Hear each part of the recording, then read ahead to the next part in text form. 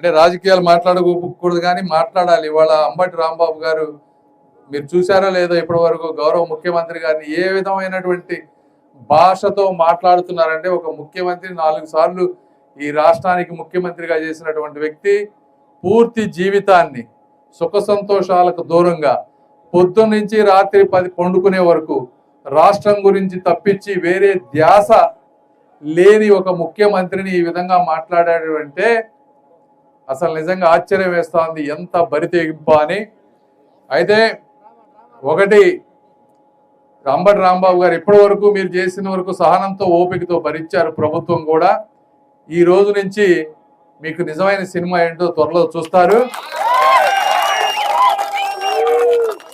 మీకు 24 గంటల్లో మీకు ఎలా ఉంటుందో తెలుస్తుంది. అది ఆ ట్రీట్మెంట్ ప్రతి ఒక్క ఎవరైతే ఈ విధంగా బరితెగించి మాట్లాడేవాళ్ళో వాళ్ళందరికీ కూడా ఒక గుణపాఠంగా ఉండబోతుందని కూడా మీ అందరికీ నేను తెలియజేస్తా ఉన్నా. కార్యకర్తలందరూ కూడా తిరగబడదామంటే వద్దు కాదు అని చెప్పి చట్టబద్ధంగా వెళ్దామని నిర్ణయించాం. చట్టబద్ధంగా వెళ్తారు. అంబటి రాంబాబు గారికి తెలుస్తుంది ఇంకొకసారి అట్లా చేయకుండా ఉండడానికి. ఏదేమైనా